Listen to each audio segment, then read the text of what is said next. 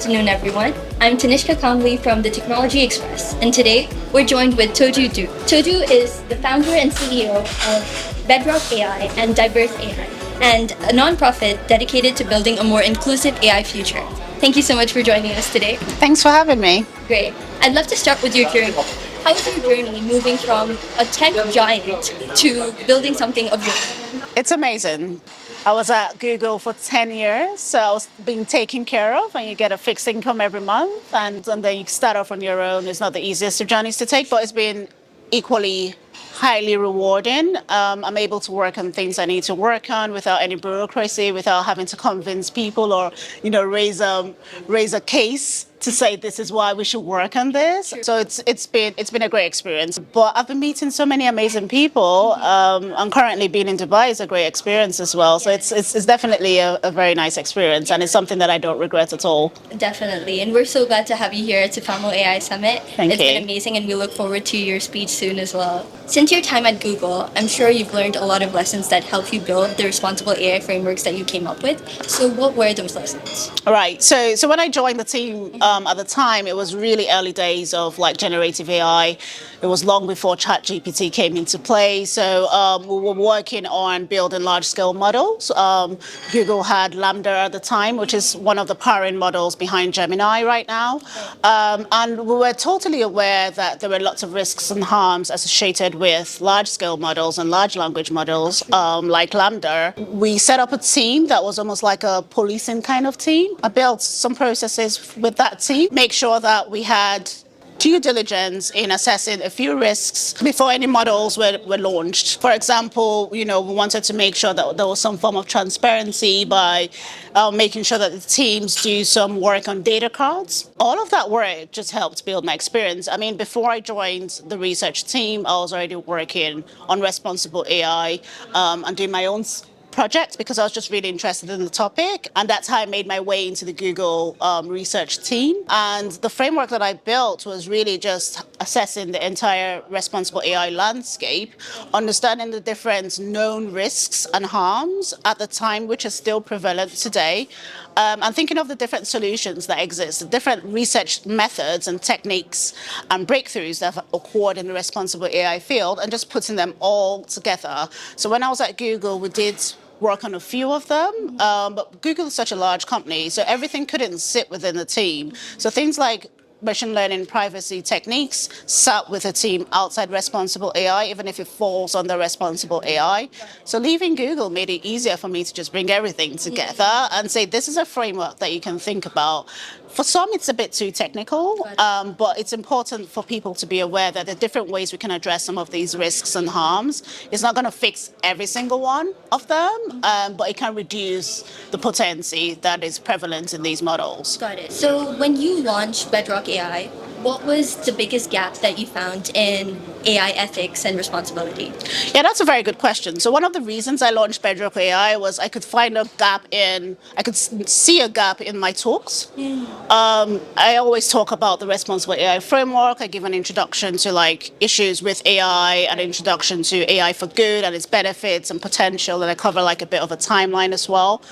But I noticed that anytime I talk about the framework, people get it, but they get only like one point of it. It's just too much. It's too technical. It's still early days for a lot of organizations in adopting AI and thinking about AI strategies. And now we're talking about the issues with something that they've not really learned much about. So I thought of a way to actually help organizations beyond just telling them what the problem is, but actually having an interface where organizations can just use models, AI models, with peace of mind, knowing that these have been built safely and responsibly. And if they want to build any AI agents as well, they can easily just add responsible AI modules to it. And also being able to offer that service as well. So we have services, which is actually flowing now with Bedrock AI, and we have clients having conversations with clients where we can actually do risk assessments for them, or come up with AI principles and policies, or even different tools that they need on the responsible AI side of things. So just being able to offer a helping hand beyond what's available right now. Understood. Right. And I think a major part of your work focuses on making AI systems more diverse. So I'm really, really curious about how you are working towards making AI truly a representative of the population of the world. So I'd love for you to dive into that as well. Yeah, so I think there are two parts to it. One is making the field and industry a bit more diverse, and the other one is seeing how we can include that in the technology.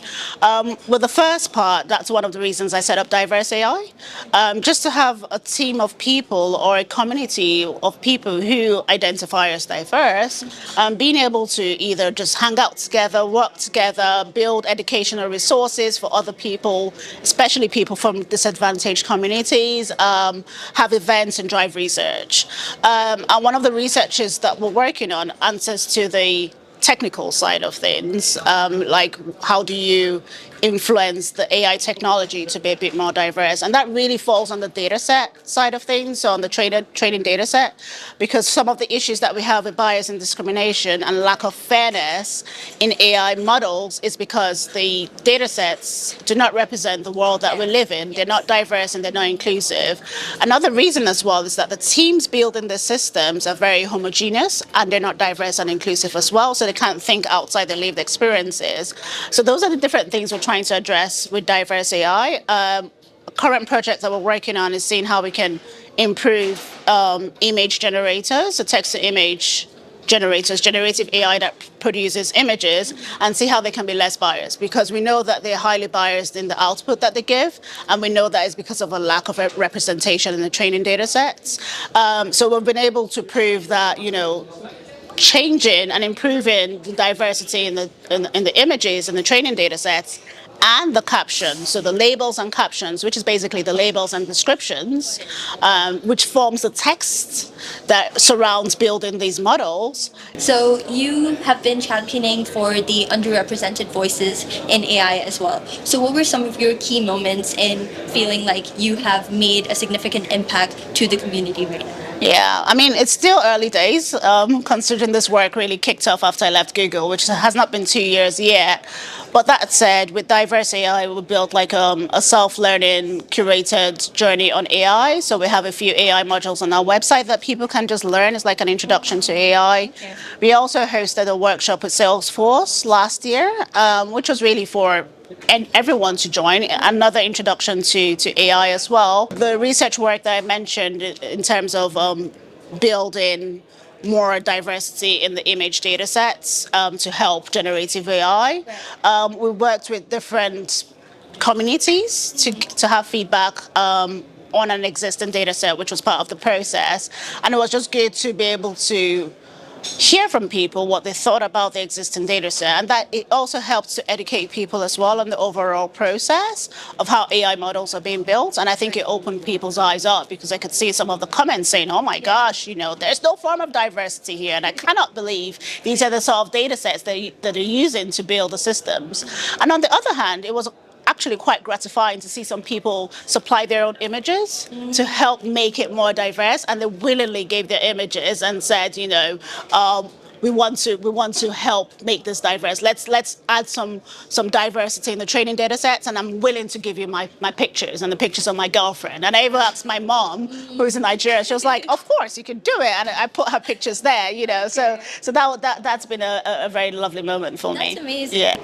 So my final question to you is that AI is evolving at an unprecedented pace right now. So what is something that you would urge leaders, global leaders, countries, global economies to keep in mind regarding AI moving forward? And how would you urge them to create systems which are supportive and inclusive? Yeah, so that's a good question. Unfortunately, we can't slow down the process, but if we can, that's the first thing I'll say is let's slow down this speed, because it's going really quickly and there's lots of hype happening. There's lots of snake oil. There's lots of disinformation happening as well. And it's driving a lot of fear, and it's overall affecting the trust in AI systems right now. There was a study by KPMG a couple of years ago which showed a drop in about 5 percentage points in trust, and we have only about 61%. We have about 61% people wary of AI models right now. We have about 80% businesses wanting to invest in AI, and about 67% of their customers do not trust AI. So there's a friction, right, in terms of adoption adoption rates and in terms of acceptance by consumers and by users. So I think the very first thing is just thinking about how we can reduce the misinformation, slow down the pace if possible. A few laws and regulations are in place right now that might slow down the pace. We need to get rid of the fear of missing out and think a bit more strategically about AI adoption. So it's important to always have an AI strategy in place. And it's equally important to make sure that we're educated on the pros and cons of AI, right? Knowledge is wealth, education is power. We cannot be adopting systems if we do not have a full wide spectrum and scope of how they work. And I think that includes the risks and harms associated with AI. AI poses lots of benefits in the world, across different economies, across different businesses, and even across individual lives. But at the same time, it comes with a lot of risks and harms. And arming ourselves with that knowledge will help. And then the next thing, after that is thinking about the different ways to mitigate and reduce these risks. Educating the populace, citizens and population on AI is super important. A lot of people are concerned about losing their jobs. Yes.